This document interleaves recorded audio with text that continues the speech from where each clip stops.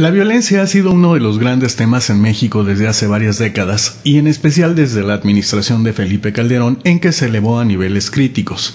Curiosamente, el tema se diluyó a lo largo del 2013 y solo hasta el final del año reapareció debido a la evaluación correspondiente de la Organización para la Cooperación y el Desarrollo Económicos.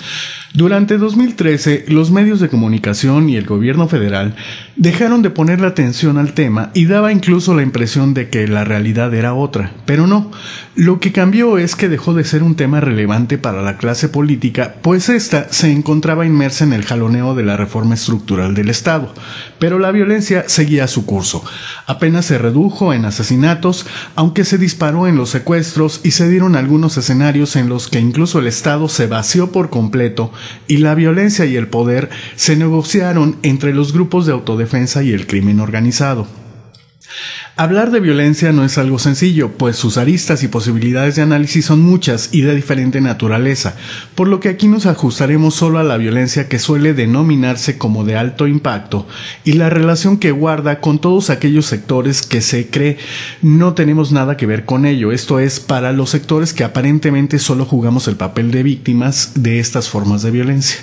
Como dije ya, el tema revivió a final del año de 2013 por el resultado de la OCDE en el que México se ubica en el penúltimo lugar en lo que a calidad de vida se refiere, solo en mejor situación que Turquía. Los indicadores que se toman son seguridad, educación, empleo e ingreso. Lo curioso es que el índice de satisfacción, en este índice, México es de los países que presentan los mayores números, por lo que en algunas notas como la del Universal les dio por jugar un poquito con los dichos de la cotidianidad y definen a las y los mexicanos a partir de este resultado como jodidos pero contentos. El punto es que en datos duros y ya en el terreno de la seguridad, México aumentó su tasa de homicidios en un 242%. En cifras absolutas fueron 18,432 asesinatos en el primer año de Peña. El 13% de los habitantes en México informaron haber sido víctimas de un asalto en los últimos 12 meses y los secuestros alcanzaron una cifra histórica de 1,644 eventos, 8,017 extorsiones y 56,610 vehículos robados. En fin, las cifras no muestran un cambio sustantivo entre el periodo de Calderón y el actual. Todo lo contrario, se puede evidenciar una cierta continuidad. Repito, estas son cifras oficiales de la OCDE. Ahora bien, en este escenario, que en esencia es el mismo que desatara Felipe Calderón, no hemos escuchado aún el posicionamiento moral del gobierno federal. Pero a decir de algunos analistas, entre ellos Sergio Aguayo, quien habla de algunas novedades en la estrategia de seguridad, pero también de muchas continuidades, podemos decir que la estrategia es más parecida que diferente a lo que hizo Calderón en el tema. O bueno, al menos en este primer año de gobierno de regreso del PRI. Por lo que podemos aventurarnos a creer que el posicionamiento moral de Peña Nieto será algo similar al de Calderón, aunque me queda claro que sin tantos elementos religiosos de buenos contra malos. Recordemos que para Calderón el fenómeno de la delincuencia se reducía a mexicanos buenos y los malos.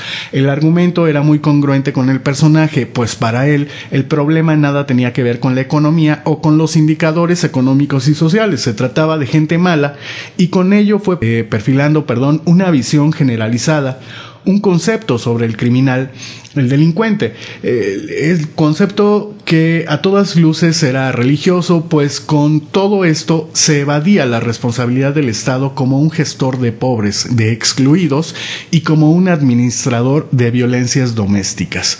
De este modo, los diferentes sectores que no se encuentran ligados al crimen organizado o a los delitos del fuero común se convirtieron en víctimas y no en corresponsables, pero esto nuevamente no es sino una visión cómoda para el Estado y, por qué no decirlo, también para el resto de nosotros. Pero estas formas de violencia que hoy día llaman la atención no solo por la cantidad de eventos generados, vaya por el número de asesinatos, secuestros, asaltos o extorsiones, sino por el grado de crueldad impreso en cada uno de ellos, no surgieron de manera espontánea.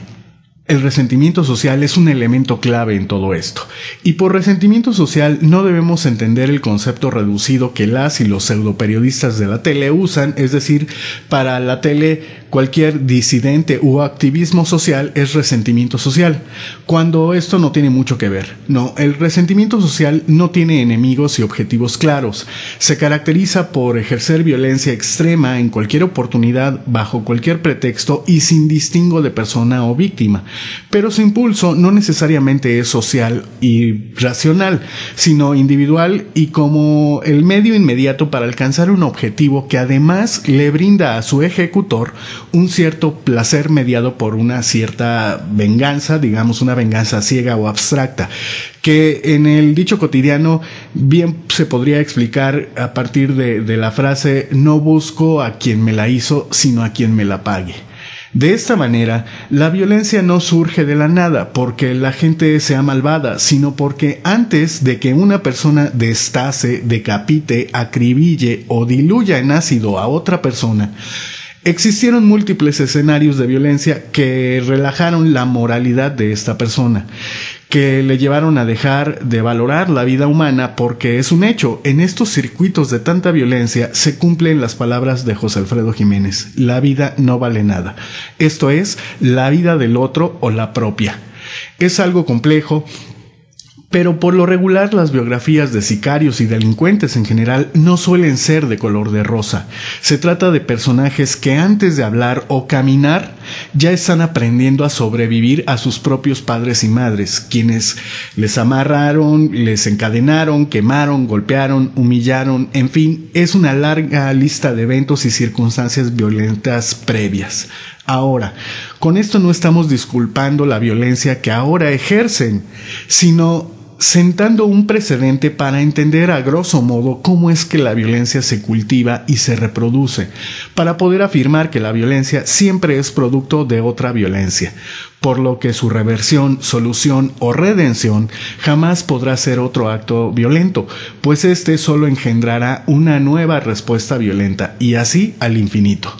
La cuestión es que estos circuitos de violencia no son aislados, y aunque el resto de la comunidad no seamos responsables de la violencia que recibieron estos infantes o adolescentes o jóvenes, sí hemos sido corresponsables de las causales de la violencia de partida. Esto es, si fuera cierto lo que Calderón conceptualizó, es decir, que en México la gente es mala porque sí, porque está tocada por el diablo, para adentrarnos un poco en su lógica de pensamiento, entonces siempre hubieran existido los niveles y expresiones excesivas de violencia en México, y curiosamente estas formas de violencia exacerbada corresponden al momento en el que él, Calderón, decide empezar a disparar balas a diestra y siniestra. Pero el cuento no acaba ahí. La industria del crimen se expande y empieza a controlar ya no solo localidades aisladas, sino centros semiurbanos o incluso urbanos, a partir de esta guerra que en paralelo corría con una política de desempleo y distribución inequitativa de la riqueza. Vaya, se genera más y más pobreza y el expresidente no logra ver la correlación que existía entre el hambre y la oportunidad de cubrir esa necesidad vital, y además con la posibilidad de generar recursos que de otro modo no se podrían obtener. El punto es que en esta lógica el resto de los sectores sociales sí participamos por omisión, pero el resto, es decir, quienes ni estamos en gobierno ni en el crimen organizado o no, participamos votando por lo mismo cada 3 o 6 años. Aceptamos el sistema así como está y lo firmamos con nuestro voto cada elección. Por lo que, sin más ni más, estamos de acuerdo en que se reproduzca nuestra violencia, ya que, como dije antes, toda violencia es producto de una violencia anterior, por lo que si, poniendo el mismo ejemplo, un sicario se produjo por la violencia que le vino en la infancia, muchas veces generada por los propios padres y madres, estos padres y madres ejercieron esa violencia porque anteriormente fueron violentados. Y en esa lógica de irnos cada vez más hacia atrás en el rastro de la violencia original, un día llegaremos a lo que es la violencia de partida, y que ésta estuvo dada por el Estado, por la forma en que se decide distribuir los recursos, el empleo, las ganancias, en fin. Pensemos en cuántos matrimonios se destruyen por la falta de dinero que lleva al límite a las personas, a las parejas, hasta el punto de sacar lo peor de sí mismas.